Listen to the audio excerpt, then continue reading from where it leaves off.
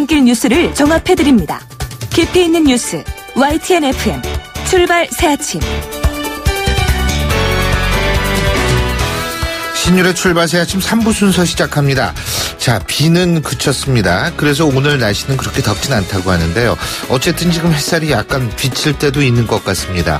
오늘 하루 여러분 생애 최고의 하루가 되시길 바라면서요. 신율의 출발 새아침 3부 순서 먼저 광고부터 들으시죠.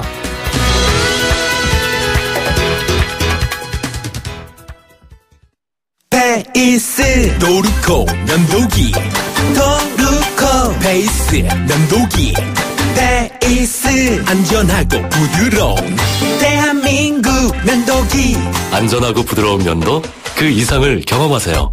The Shaving Innovator Dorco Pace. 온도와 습도를 항상 일정하게 유지시켜주는 항온항습기 전문기업 AR 전산센터, 반도체 공장, 미술관, 박물관, 귀중품 보관실을 30년 축적된 기술로 AR이 지켜드립니다. 24시간 확실한 서비스 보장 031-497-0561. 아유, 세 단계 종이 또 걸렸어? 정말 대본 하나 하려다가 미치겠네. 내가 진작 현대오피스로 바꾸라니까. 오늘 다 날 셀 거야. 이제 스트레스 받지 마세요. 사무기기 전문기업 현대오피스가 책임지겠습니다. 사무기기의 올바른 기준 현대오피스. 사장님, 성악가 김동규 씨네 집 바닥재 좋던데 우리 집도 똑같은 걸로 해줘요. 요즘 떠오르는 바닥재 스타 강마루. 스타일 좋고 습기 열 긁힘에 강하니까 오래 사용하려면. 그래서 스타 강마루를 하는구나. 성악가 김동규입니다. 강마루 스타는 스타 강마루. 스타 강마루. 연일 계속되는 황사로 기분까지 답답한 경우가 발생하고 있습니다. 솔의 눈을 항상 준비하시기 바랍니다. 시원한 솔싹 추출물이 입안에 솔솔 솔바람을 불게 합니다. 이상 머리까지 시원해지는 느낌 솔의 눈이었습니다. 솔의 눈. 항공권도 매진이야. 실시간 빠른 항공 호텔 예약 시스템 온라인 투어. 가격이 싸니 일정이 별로야. 알뜰하고 품격 있는 여행은 온라인 투어. 에어텔, 교통패스, 각종 입장권. 복잡해. 여행의 예약을 한 번에 온라인 투어. 기억하세요. 여행의 모든 해결 온라인 투어. 온라인투어.co.kr. 히든텍에서 잭필드를 만들었네. 아주 응원해요. 못난 놈. 잭필드에서 히든텍을 만든 거지. 히든텍 입는 순간 허리가 바운스. 허리가 늘어나? 나도 히든텍 한번 부탁해요. 지금까지 기막되었습니다. 숨쉬는 바지 히든텍. 여보세요? 대리운전이죠? 저 배우 박소연인데 소문 듣고 전화했어요. 2588 기사님 빨리 보내주세요. 좌우로 정렬 2588 좌우가 같다 2588 대리 부르셨죠? 어머, 기사님! 세상에 이런 일이. 2588 송곳 같은 말, 허무한 말, 우리가 주목해야 될 말을 전해드립니다. 왁자지껄, 말.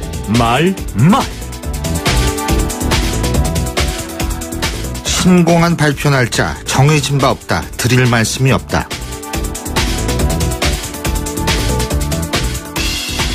동남권 신공항 입지 선정 발표에 관련해서 청와대 정연국 대변인이 한 얘기입니다. 신공항 문제가 청와대 입장에서 뜨거운 감자일 겁니다. 자칫 여당의 텃밭이라고 할 수 있는 TK와 PK 지역이 이 문제로 완전히 갈라질 수도 있기 때문인데요. 더구나 PK 지역은 이번 총선에서 드러났듯이 여당의 입장에선 균열이 발생할 가능성이 높아서 여권의 입장에선 더욱 곤혹스러울 수밖에 없을 겁니다. 그래서 청와대로서는 신중할 수밖에 없을 텐데, 그래서 제가 하는 말인데요.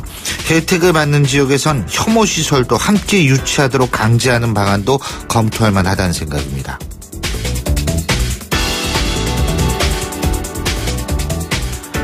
청년들 걱정하지 마시고 의원님이나 잘하세요. 국민의당 이상돈 최고위원이 이 청년 비례대표와 30대 청년들의 정치 진입이 부적절하다는 발언에 대해서 청년 비례대표 출신인 더불어민주당 김광진 전 의원이 한 얘기입니다. 청년 비례대표제는 전 세계에서 그 유래를 찾아보기 힘든 제도라는 걸 사실입니다. 의회는 본래 지역 대표성, 직능 대표성을 제도권 내에 반영하기 위해서 만든 조직인데요. 그래서 세대 대표성을 반영하기 위해서 있는 건 아니라고 할 수 있습니다. 더구나 특정 세대의 문제를 떼어내서 접근하기란 아주 어렵습니다.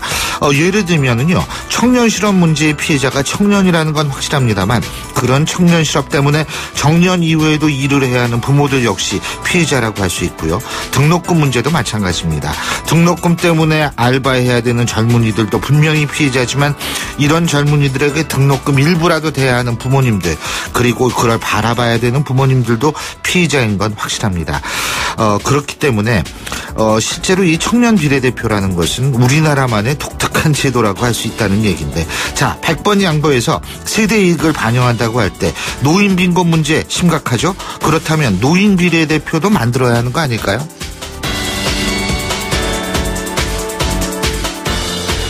내년 4월 보궐선거가 예정돼 있는데 그쯤에는 국민투표를 하는 게 좋지 않겠나.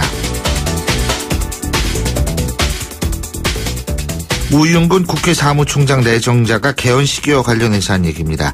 이제는 아주 구체적인 일정까지 언급되고 있습니다. 더구나 우윤근 신임 사무총장의 경우는 본래부터 개헌론자입니다.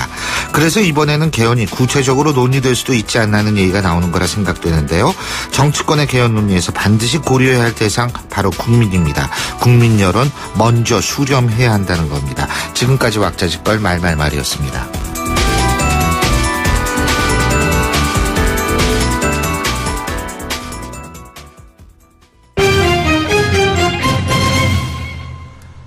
경제 뉴스 알아보겠습니다. 최요한 경제평론가 연결합니다. 안녕하십니까? 예, 안녕하십니까. 최요한입니다. 예, 국세청은 역외 탈세자 혐의자 36명을 포착해서 최근 세부조사에 착수했다, 이렇게 밝혔죠? 예, 그렇습니다. 역외 탈세 조사 대상 중에는 대기업 계열사와 사회적 인지도가 있는 유력 인사 등이 포함됐다고 설명했는데요. 작년에 모세 폰세카 유출 자료인 파나마 페이퍼스요. 예. 서너 명이 한국인이 포함되어 있다고 합니다. 그 파나마 페이퍼스에는 이미 한국인 이름이 200명 가까이 올라 있는데요. 지금까지 국세청은 이들 중 67명을 세무조사로 해서 세금을 매겼다고 하고요. 국세청 이번 세무조사는 소득이나 재산을 해외 은닉하고도 지난 3월까지 진행됐던 역외소득, 재산 자진신고 때 신고하지 않았던 사람들이 주 대상이다라고 이야기하고요. 예. 조사 대상은 주로 법인이지만 개인도 포함되어 있다. 그런데 그 개인이 누구인지는 알려주기는 어렵다라고 이야기합니다. 어쨌든 국세청은 지난 1월부터 역외 탈세 혐의 30여 건을 대상으로 조사를 벌여 지난달까지 25건을 종결하고요. 2,717억 원을 추징했다. 이렇게 밝혔네요. 그러니까 이 역외 탈세라는 게 간단히 얘기해서 텍스 헤븐, 그러니까 조세 이 세금 안 내는, 그런데 그런 나라의 페이퍼 컴퍼니, 그렇죠. 가짜 회사 만들어 가지고 글로 돈 빼돌리는 거, 이거 잡겠다 이거죠. 그죠? 예, 맞습니다. 자, 롯데그룹에 대한 검찰의 전방위 수사가 펼쳐지면서 롯데그룹에 관련된 비리 의혹이 막 그냥 여기저기서 나오고 있는 모양이에요. 그렇습니다. 그래서 검찰은 크게 세 가지 갈래로 수사를 진행한다고 합니다. 예. 첫 번째로는 그룹 총수 일가의 비자금 조성 의혹. 예. 두 번째로는 계열사 간 자산 거래 과정에서의 배임 의혹. 예. 세 번째로는 그룹과 총수 일가의 불법 부동산 거래 의혹. 이 세 갈래로 나눠서 한다고 하는데요. 예. 지금 그룹 총수 일가의 비자금 의혹을 보니까 계속 보도에 나왔던 것처럼 추상하자면 300억 원의 출처. 계열사마다 각각 계열사를 통해 각각 100억 원, 200원씩 받았다. 이 얘기가 진술 받았고요. 당사자들은 이건 배당과 급여다라고 얘기하지만 아무래도 이거는 비자금 아니냐라고 생각하고 있는 것이고요. 계열사 간 자산 거래 과정에서 배임 의혹 같은 경우는 특히 호텔 롯데를 중심으로 롯데 쇼핑, 백화점, 마트, 슈퍼, 시네마 등 각각 개별 회사로 있지만은 공식적으로는 단일법인이기 때문에 사업부 간 자금 거래가 불투명하다. 이거 비자금 만드는 거 아니냐라고 이야기하고 있고요. 또 아시다시피 그룹 총수 일가의 불법 부동산 거래 의혹이나 일감 몰아주기, 매출 부풀리기 여러 가지 의혹도 한꺼번에 같이 조사하고 있다. 이렇게 밝혔습니다. 예. 또 참 기가 막힌 사람 한 사람 있죠. 8년 동안 회사 돈 180억을 빼돌린 임모전 대우조선해양 차장이 예? 이 한 7, 8년 동안 이거 범행 저지르는 동안 대우조선은 단 한 차례도 자체 감사도 한 적이 없고 이걸 잘 몰랐던 모양이에요. 예? 예, 이 임모 차장이 재임하는 동안 그 위 상사가 3명이 바뀌었대요. 예. 3명이 바뀌었는데 한 차례도 이런 게 없었다. 아무래도 이거 뭐 상납을 했다든지 이런 거 아니냐. 뭐 이런 이야기까지 있습니다. 그리고 180억 원 가까이 빼돌린 이 사람은 내연녀와 함께 각각 부동산 투기 투자 회사를 설립해서 거기서 돈을 벌기도 했어요. 그러니까 지금 이거 그러니까 169억 1,300만 원을 선주사와 기술자들이 쓴 비품 구매하면서 허위 거래 명세서로 이렇게 그 빼돌렸고요. 예. 시추성 건조 그 기술자 숙소 임대차 계약하는 과정에서 또 9억 4천만 원 빼돌렸고요. 예. 그러면서 지금 이 사람이 그 해운대에 시가 50억 상당의 빌딩도 매입하고요. 은행권으로 또 대출 받았죠. 또 이제 그 증권회사 6곳에서 그 주식 투자하고요. 명품 가방, 뭐 세상에 저는 그 보석이 박힌 2억짜리 시계가 있다는 걸 처음 알았습니다. 예. 외제 승용차도 6대나 있다고 하고요. 외제 승용차도 그 몇 달에 한 번씩 바꿨대요. 예, 리스를 통해서 바꿨다고 합니다. 그런데 문제는 후임자가 거래명세표에 적힌 물품이 제대로 입고되지 않고 거래명세표상 금액이 너무 큰 점을 이상해서 회사 측에 이를 알려서 이제 알게 됐다라고 하는데 이렇게 허술합니까? 회사는 망해갔는데 한 번도 감사도 안 하고. 이러니까 망해간다라고 볼 수 있죠. 사실은. 그렇죠. 예? 예, 그렇습니다. 아, 근데 이 사람 또 더군다나 웃기는 게 명예퇴직 신청해서 1억까지 받았대요. 1억 받아갔대요. 참. 아니, 아주 대단한 사람이에요. 아니, 세상에 어떻게 이런 사람이 있어요. 예? 아유, 오늘 말씀 여기까지 듣죠. 고맙습니다. 예, 감사합니다. 예, 지금까지 최용한 경제평론가였습니다.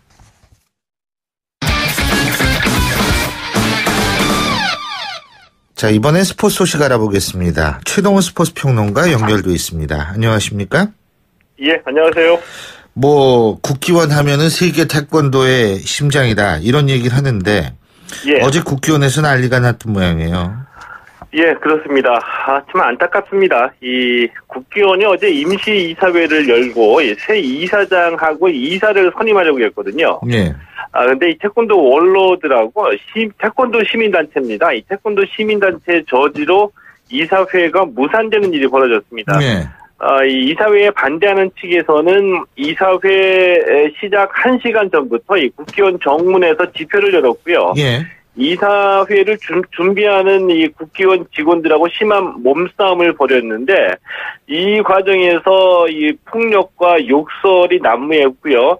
또 이 분뇨로 추정되는 액체 물질이 회의실 앞 복도벽에다가 투척이 되기도 했습니다. 아, 근데 이게 도대체 그러니까 무슨 일이에요? 새 이사장을 반대한다는 겁니까? 뭡니까 이게? 네?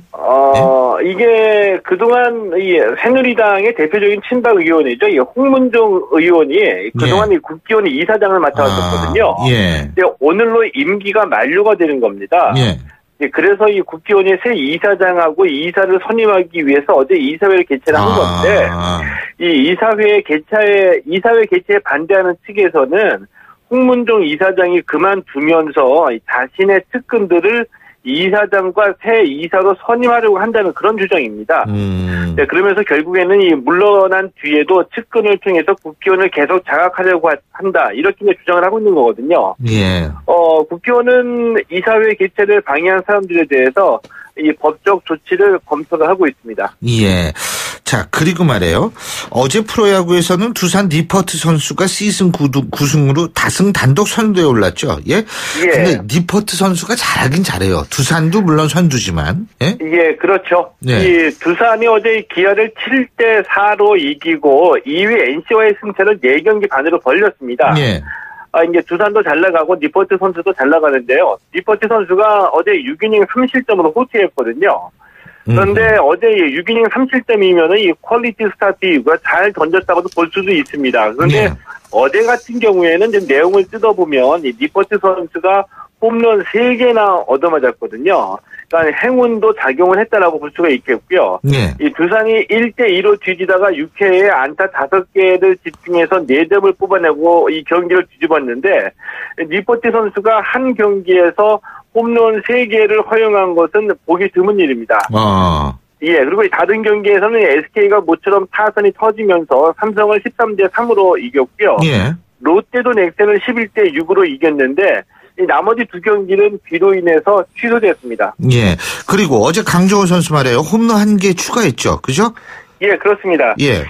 어제 뉴욕 매치전이었는데요. 이 피츠버그 강정호 선수가 이 선제 투런 홈런 포함해서 3타수 2안타 2타점으로 활약했습니다. 피츠버그가 4대0으로 이겼기 때문에 이 강정호 선수가 승리의 주역이었다 이렇게 말씀드릴 수 있고요. 예. 시즌 9호 홈런인데 이 피츠버그 팀 내에서는 최다 홈런 공동 선두입니다.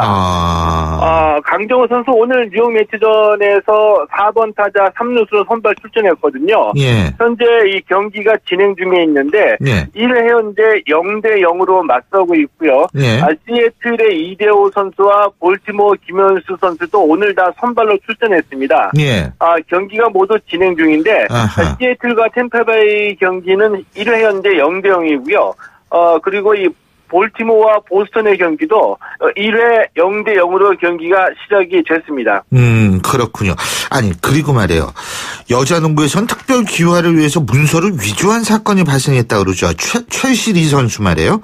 예. 지난 4월에 특별 기화 추천을 받았는데 출생 서류를 위조했다고 그러죠. 예? 예, 그렇습니다. 이 최실희 선수는 미국 출신인데요. 지난 4월에 특별 귀화 추천을 받았는데 이 법무부에 제출한 자신과 아버지의 출생 증명서가 위조된 것으로 확인이 됐습니다. 예. 이 검찰이 어제 수사 결과를 발표했거든요. 이 최실희가 제출한 출생 증명서상의 아버지는 실존하지 않는 인물로 밝혀졌고요. 이 한국인이라고 했던 할머니의 사망 증명서 자체는 진본이었지만 최실희하고는 관계가 없는 인물인 것으로 확인이 됐습니다. 이 첼시리하고 첼시리 에이전트 지금 미국에 머물고 있거든요. 소환 요구에 응하지 않고 있기 때문에 검찰이 미국 사법당국에 수사 공조를 요청해놨습니다. 아니 이 선수 왜 이렇게 한국 사람이 되고 싶어 했는지 모르겠네요. 아마도 올림픽 특수를 노리지 않았을까 싶거든요. 귀화해서 대표팀에서 뛰고 잠깐 활약하고 난 다음에 계산으로는 국적을 다시 국적을 다시 회복하려고 올림픽에 잠깐 뛰고 좀 재미를 보려고 생각했던 것 같습니다. 예, 어쨌든 참 이런 일도 발생하네요. 오늘 말씀 여기까지겠죠. 고맙습니다. 예, 고맙습니다. 예, 지금까지 최동호 스포츠 평론가였고요. 신율의 출발 새 아침 3부 순서 여기서 줄입니다. 잠시 뒤 4부에서 뵙겠습니다. 안녕하세요. 배우 공연주입니다. 15살의 여러분은 어떤 꿈을 꾸는 아이였나요? 제가 케냐에서 만난 15살 소녀 도린의 꿈은 의사가 되는 것인데요. 학교에 가는 것을 무척 좋아하는 도린이 학교를 빠질 수밖에 없는 이유는 단지 여자로 태어났기 때문입니다. 우리와 너무 다른 그동안 말하지 못한 소녀들의 이야기 궁금하지 않으세요? 여러분의 관심으로 소녀들이 다시 꿈을 꿀 수 있습니다. 지금 월드비전 꽃들에게 희망을 캠페인을 검색하세요. 월드비전 꽃들에게 희망을. YTN 라디오 캠페인 더 가까이.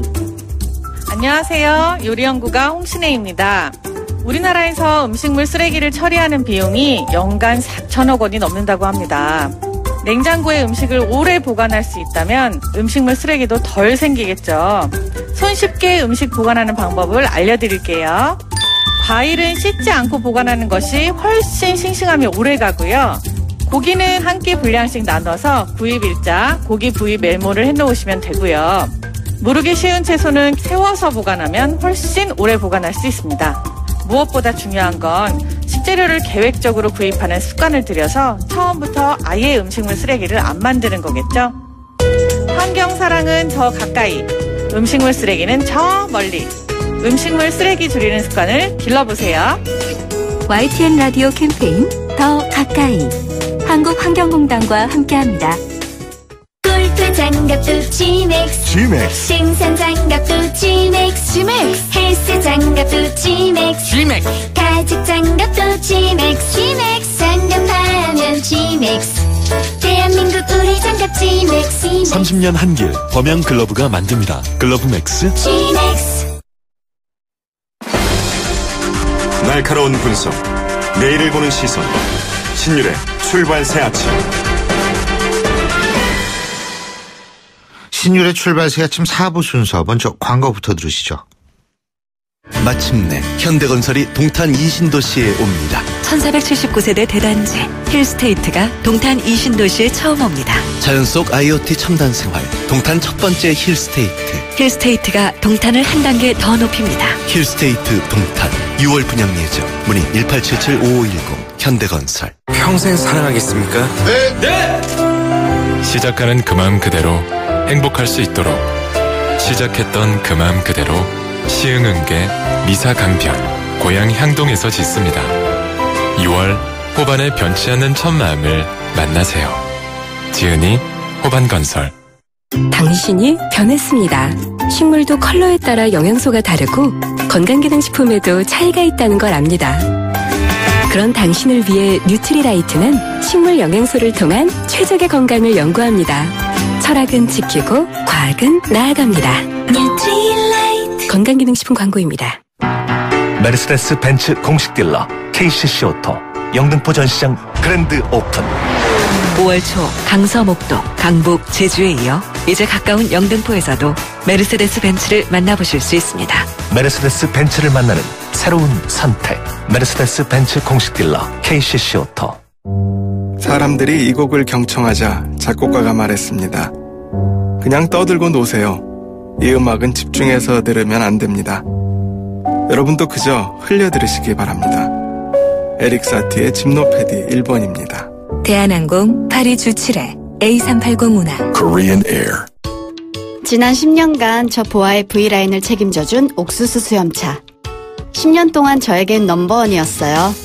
근데 저만 그런 게 아니었나 봐요. 10년 동안 대한민국이 사랑한 옥수수 수염차.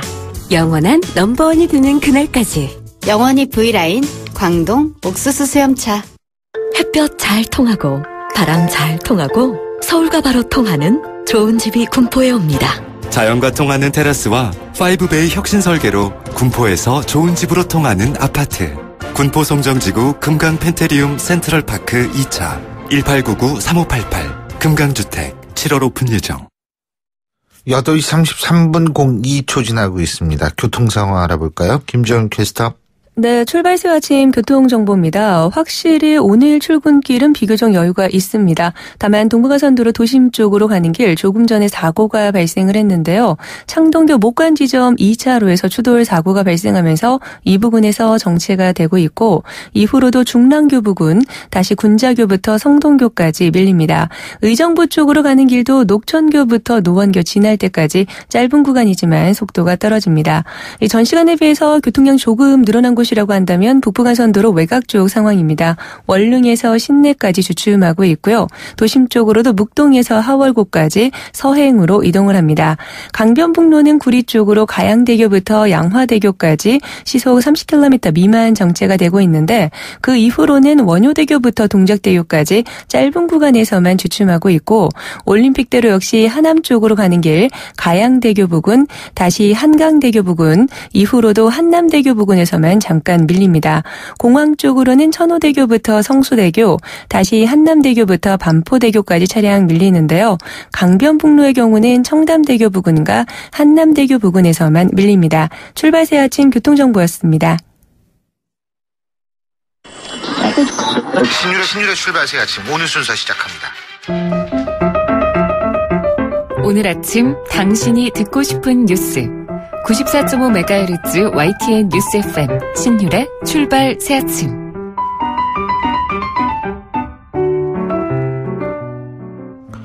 최근 인천에서 음주운전 차량 때문에 일가족 3명이 숨지는 사고가 있었죠. 끊이질 않는 음주운전 사고에 어젯밤 경찰이 전국적으로 일제히 단속을 펼쳤는데 예고됐던 단속인데도 불구하고 단속이 이루어진 2시간 동안 무려 534명이 적발됐다고 합니다. 단속을 강화해도 이 뻐젓이 사고가 일어나는 거 왜일까요? 자, 생명을 위협하는 음주운전 해결책은 대체 무엇일지 백기종 전 수서경찰서 강력팀장 전화 연결해서 자세한 얘기 들어보겠습니다. 백 팀장님 안녕하십니까? 네, 안녕하십니까? 예. 어제는 단속을 어떤 식으로 한 거예요? 네, 어제는 밤 9시부터 11시까지 전국 1547개소에서요. 예. 음주 단속을 전 경찰관서에서 해당 부서가 총동원돼서 했고요. 예. 그럼에도 고지를 언론을 통해서 미리서 고지를 했는데 534명이 적발이 됐습니다. 방금 말씀하신 것처럼. 예. 이제 면허 정지 313명, 면허 취소가 197명, 그 다음에 이제 음주 운전에 불응을 한 사람이 5명 됐고요. 음주운전을 옆에서 방조한 방조범 5명 등 이런 식으로 단속을 했습니다. 예. 아니, 근데요. 네. 이렇게 미리 알려주고 단속하는 거 있잖아요. 네네. 이거 원래 불시 단속해야 되는 거 아니에요? 네, 이제 불시 단속을 하는 게 원칙인데 예. 이렇게 알려주고 언론에 내보내는 건 예. 이게 이제 단속을 고지에 이제 해놓고 음주운전에 대한 그 경각심을 주는데요. 예. 보통 그럼에도 불구하고 내가 잘 아는 길 아니면 앱을 설치해서 갈 수 있다. 그리고 나는 절대 적발되지 않는 기술이 있어. 이런 어떤 자만심인데 결국은 이렇게 고지하고 나서 그 이후에는 이제 상시 단속을 하는데 아침 출근 시간이나 유흥가 주변이나 이런 곳에 릴레이나 게릴라식 단속을 하거든요. 그렇게 되면 이게 이제 단속하는 데 있어서 음주운전 예방 효과가 크다. 이런 것 때문에 처음에는 언제 단속을 한다 고지하고 그 다음부터는 불시 상시 단속을 하는 그런 작전입니다. 아침에도 음주 단속 걸리시는 분들이 있어요? 예? 있습니다. 가장 위험한 게 진짜 강적들이네. 예. 네, 한두 시까지 술을 먹고요. 예. 퇴근을 했다가 서너 시간 잠을 자고 아침에 출근하면 그게 4시간, 5시간 지나도요. 그 술이 깨지 않은 상태, 혈중 알코올 농도가 면허 취소 수치까지 올라오는 분들이 있습니다. 자, 지금 이게 음주 단속 여기에 몇 가지 문제점이 있다 그러는데. 네네. 이 큰 길로 가면 안 걸린다. 예? 네. 그러니까 예를 들면 강북강변이나 올림픽대로나 이런 거 달리면, 예? 네. 그러면은, 괜찮다. 이런 신화를 없애야 되는 거 아니에요? 네, 사실은 이제 6차로, 8차로 등 방금 말씀하셨지만 심지어 이제 고속도로 톨게이트 같은데, 그 다음에 예. 자동차 전용도로 같은데도 단속을 해야 되거든요. 왜 그러냐면 그런 곳에서는 자동차 전용도로이기 때문에 음주운전하게 되면 가속이 훨씬 높아집니다. 훨씬 위험하죠. 예. 그래서 사고가 나면 거의 사망, 최대한 중상 이상 사망 사고거든요. 그런데 이제 그런 곳에서 단속을 하게 되면 교통체증을 유발한다. 실적 올리기 때문에 이런 큰 대로에서 쉽게 단속을 하느냐. 이런 어떤 그런 민원이 되게 폭발을 합니다. 그렇기 때문에 사실 인력이나 시간상으로도 그런 큰 도로나 이런 곳에서 단속하기가 쉽지 않다는 그런 애로사항이 있다는 게 교통경찰들의 하소연입니다. 그러면은 최소한도 진출입로에서는 할 수 있는 거 아니에요? 그렇습니다. 진출입로. 그래서 고속도로에서 화물차 음주 단속을 하는 경우가 많거든요. 예. 화물차 사고는 대형 사고로 이루어지기 때문에. 예. 그럼에도 불구하고 정말로 많은 민원을 제기하는데 이제 사실 시민들도 수인의 의무가 있거든요. 이런 측면에서 좀 용인하고 이해를 해주셨으면 하는 바람이 교통경찰들의 하소연으로 제가 후배들에게 많이 들었습니다. 예. 아니, 그리고요, 이 음주운전 처벌이 강해져야 된다, 이런 얘기도 있더라고요. 예? 네. 네. 우리나라가 그러니까 네. 지금 처벌이 강하지 않은 모양이에요. 네. 사실 시간 때문에 말씀을 다 못 드리고요. 예. 지금 우리 음주운전 사고가 다치면 특가법상 위험운전 치사상이라고 해서 10년 이하 징계 500만 원 이상 3천만 원 이하 벌금이고요. 사망 사고 시 1년 이상 유기징역 최대 3년까지 선고를 할 수가 있는 그런 사항인데 최근에 수원지검에서 혈중 알코올 농도 0.213 이게 완전 만취 상태인데요. 10년 받았죠, 그 사람. 네, 71세 된 분이 39세 된 오토바이 운전자를 추돌을 하고 80m 끌고 갔는데 사고 당시 몰랐다고 합니다. 만취 상태. 결국 검찰이 징역 10년을 구형했는데 예. 제가 조금 더 말씀을 드리면 혈중 알코올 농도 0.2% 이상 이건 면허 취소이면서 1년 이상 3년 이하 징역에 1,000만 원 이하 벌금이거든요. 예. 그다음에 0.1%에서 0.019가 제일 많이 나오는 수치인데 이게 6개월 이상 1년 이하 징역에 500만 원 이하 벌금이고요. 보통 0.05부터 단속을 하는데 0.05 이상은 300만 원 이하 벌금에 6개월 이하 징역 이렇게 됩니다. 예. 근데 이거를 외국 같은 경우에는 좀 강력하지 않습니까? 거의 네, 살인의 버금가는. 네, 그렇습니다. 이 미국 같은 경우에는 그 워싱턴주 같은 경우에는 음주 사망 사고 같으면 1급 살인죄로 최고 징역 50년. 이렇게 하고 이제 재범 시는 차량을 압류하는데요. 예. 지금 아침이기 때문에 좀 재밌는 말씀을 드리겠습니다. 예. 핀란드 같은 경우에는 1개월치 월급이나 수입을 벌금으로 징수해버립니다. 그리고 호주는 처벌을 하고 나서 신문 고정란에 신상 정보를 공개하고요. 예. 이제 터키가 재밌습니다. 터키는 처벌은 하지 않습니다. 다만 처벌을 하는 게 30km 밖으로 추방을 합니다. 집에서. 집 쪽에서 30km 밖에. 예. 그리고 경찰관이 자전거를 타고 집까지 걸어서 귀가하도록 합니다. 예. 그 다음에 재밌는 건 알레지아 배우자와 함께 수감을 합니다. 일정 기간 동안. 이제 스웨덴은 우리 그 금고형으로 징역형이 아닌 금고형으로 살리고 그다음 전자장치로 재택 감시를 하는 경우도 있고. 불가리아는 정말 무섭습니다. 초범은 훈방을 합니다. 그런데 재범부터는 교수형 선고를 법정에서 사형이요? 예, 끔찍한 선고를 하는 그런 외국의 그 음주 단속 사례가 있습니다. 근데요, 사실은 이게 왜 그렇게 되냐 하면 그 결과도 끔찍하기 때문 아닙니까? 그죠? 그렇습니다. 예. 사실은, 그 통계를 보면 보통 1년에 나라가 2015년 경찰청 통계를 보면요. 24,399건 정확한 통계를 말씀드리겠습니다. 예. 사망자가 583명이고 부상자가 4만 명 정도입니다. 예. 그런데 여기서 이제 가장 우려스러운 건 음주 운전을 한 사람보다 도로에서 아무 잘못 없이 운전을 하거나 정상적인 법규를 지키면서 운전하거나 보행자가 70%가 넘는 사망 사고가 일어납니다. 음주운전 한 사람보다도. 네.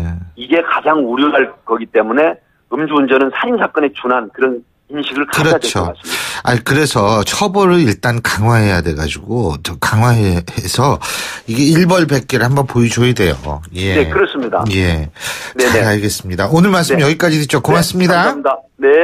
예, 지금까지 백기종 전 수서경찰서 강력팀장이었습니다.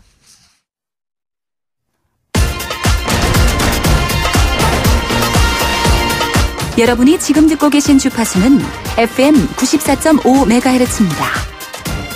YTN 뉴스 FM.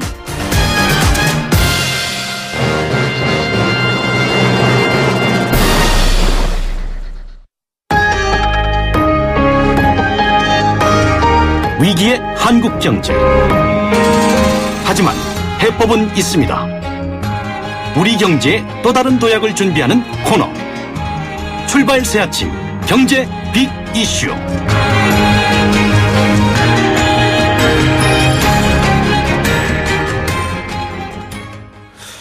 예, 오늘도 고려대학교 총장을 지내신 이필상 교수님과 함께하겠습니다. 어서 오십시오. 네, 안녕하세요.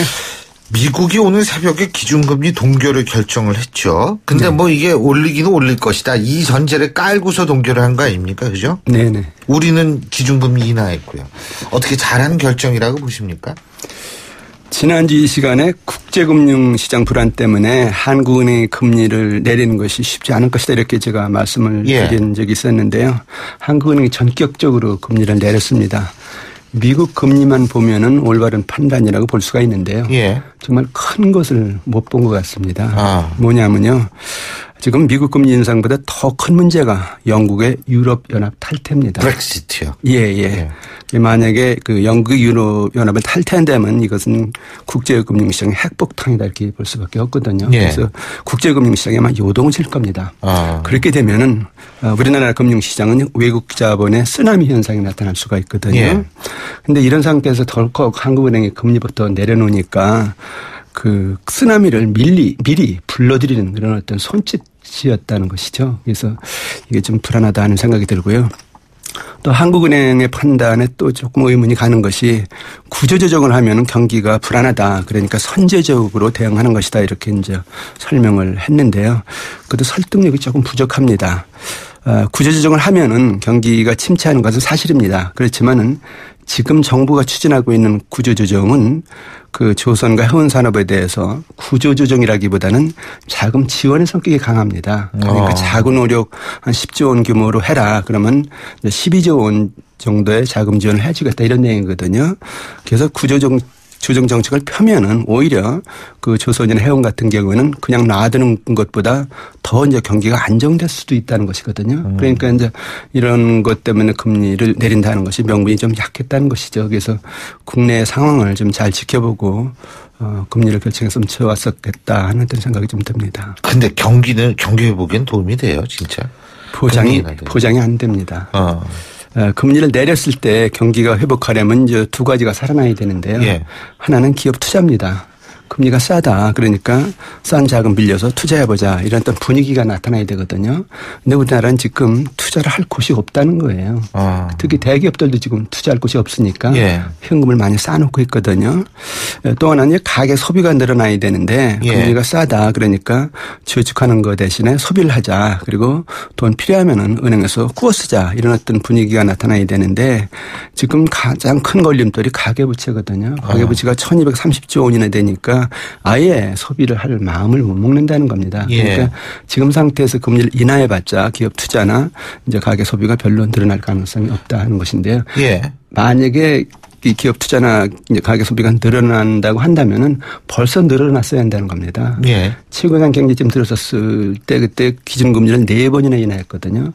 근데 이제 투자나 소비 안 늘어났거든요. 그렇게 치면은 이번에 금리 인하 때문에 경기 회복된다라는 것은 기대하기가 좀 어려울 것 같긴 한데 어떻든 간에 지금 금리를 이미 내렸으니까요.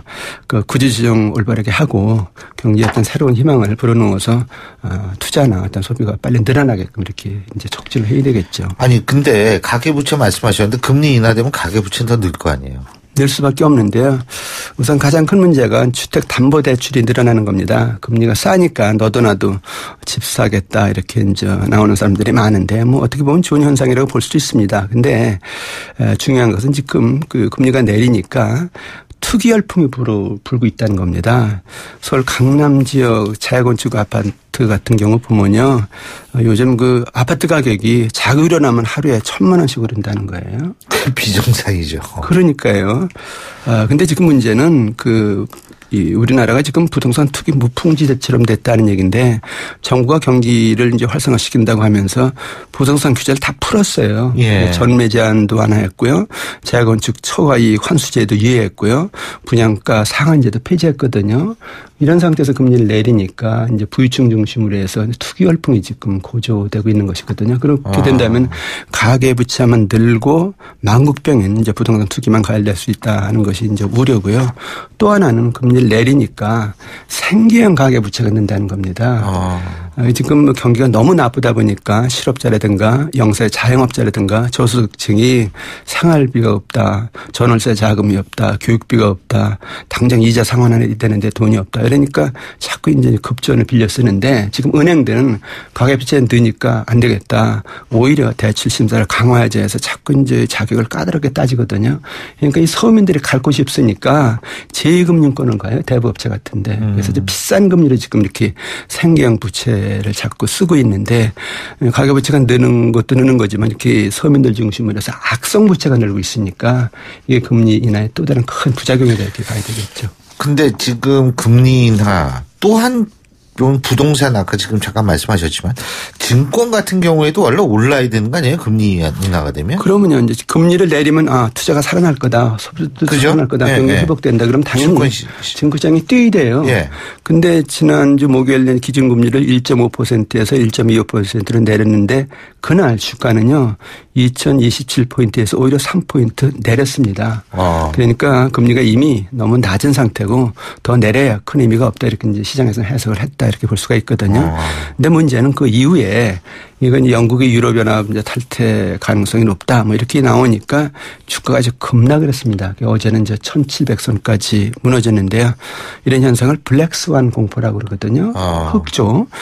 그 블랙스완이라는 것은 이제 평소에는 잘 일어나지 않지만은 한번 일어나면은 치명타를 주는 그런 일인데 이게 이제 영국의 유럽연합 탈퇴가 아니라 블랙스완이라는데 이것이 만약에 현실화되면은 우리나라에 들어가는 전에 영국의 자금이 36조 원 정도 되는데 이것이 빠져나가면서 증권시장에 엄청난 혼란이 올 가능성이 있습니다. 그래서 정부로서는 지금 환율이라든가 금리가 흔들리지 않게 굉장히 관리를 좀 잘해야 될 것 같습니다. 교수님 보실 때는 브렉시트가 현실화될 거라고 보십니까?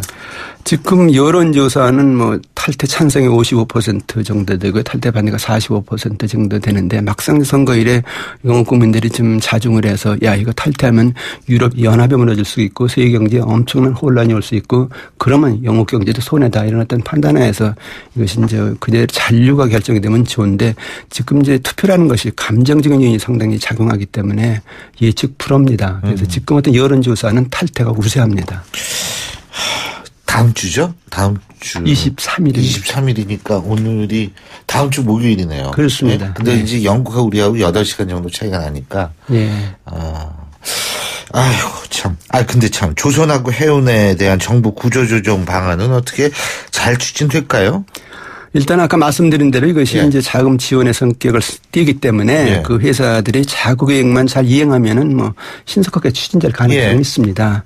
근데 지금 금리 인하라는 것이 이제 우리나라 기업의 구조조정 전반에 대해서 악영향을 끼칠 가능성이 있는데요. 금리를 내리면은 이제 부채 부담, 이자 상환 부담 이런 것이 줄어드니까 부실 기업들 연명해준다는 것이거든요. 그러니까 우리나라 어떻게든 부실 기업 과감하게 정리해서 새로운 사람을 일으켜야 되는데 이것이 악영향을 줄 수 있다. 뭐 이렇게 치면은 이번에 이제 조선과 해운에서 시작한 구조조정이 출발점이 조금 문제가 있다 이렇게 볼 수도 있는데 어쨌든 간에 앞으로 우리나라 산업 전반에 대해서 좀 올바른 구조조정을 할 필요가 있을 것 같습니다. 그리고 롯데그룹에 대한 검찰 수사요. 우리가 흔히 재벌그룹 검찰 수사하면은 야 이게 경제에 영향을 미치지 않냐 뭐 이런 얘기하는데 어떻게 보십니까? 큰 영향을 미치지 않을 겁니다. 과거에도 이런 일이 많이 있었거든요. 근데 물론 뭐 그 롯데그룹 자체는 뭐 타격을 받겠죠. 근데 경제 전반에는 뭐 그렇게 큰 타격을 줄 거라고 생각지는 않는데요. 그래서 중요한 사실은 검찰이 그걸 수사를 하고 있는데 야 이건 뭐 변호사들 뭐 전관예우 뭐 검사장의 뭐 축제 이런 것 때문에 제 식구 감싸기 아니냐 물타기용이다 이런 어떤 논란도 있고요. 또 정권 말기에 누수 현상을 막기 위해서 뭐 잡을 길들이기 하는 것이 아니냐 이런 어떤 이야기도 있는데 절대로 이러면 안 됩니다. 그래서 검찰이 이것만큼 의혹을 깨끗이 씻어야 된다는 얘기인데 만약에 이런 것이 조금이라도 사실이라면 이거는 검찰이 경제를 지배하고 통제한다는 뜻이거든요. 그게 절대로 있을 수 없는 일이고 검찰은 투명하게 정말 수사해야 되겠다는 얘기인데 롯데그룹 같은 경우 보면은 뭐 백화점으로 유명한 그런 그룹이긴 합니다만은 이번 사태를 보면은 상품 백화점이 아니라 정경유착 비리 백화점 같아요. 그래가지고 분식회계, 비자금 조성, 일감 몰아주기, 인허가 비리, 국부 유출, 세습 경영, 형제인한 뭐 재벌들이 가지고 있는 문제를 종합적으로 가지고 있다는 것이거든요. 이번에 이걸 이왕 수사를 하는 거니까 제대로 수사해서 이런 비리 다 제대로 확인하고요. 좀 고쳐서 정말 우리나라 기업들이 다시 새롭게 태어난다. 이런 차원에서 수사도 하고 어떤 시정 조치가 나왔으면 좋겠다 이런 생각이 듭니다. 근데 이제 이렇게 여러 가지 뭐 사정도 필요하고 구조조정도 필요하고 다 하지만 어쨌든 국민들은 굉장히 불안해하는 건 사실이거든요. 정부가 그래서 무슨 조치를 취해도 굉장히 불안해한단 말이에요. 어떻게 해야 됩니까? 경제 정책에서 가장 중요한 것이 정부 정책에 대한 국민의 신뢰입니다. 국민이 믿어야 되거든요. 근데 정부 정책 보니까 뭐 돈 풀다가 안 되니까 구조조정 한다고 했다. 구조조정 나온 거 보니까 그렇게 확실하지가 않더라. 이러니까 이제 신뢰가 안 가는 것이거든요. 그러니까 우리 경제 정말 어렵다. 깨끗이 인정하고요. 구조개혁 이렇게 확실하겠다. 힘들어 좀 참아주십시오. 이래가지고 국민들이 야 그렇다면 내가 힘들어도 따라가겠다.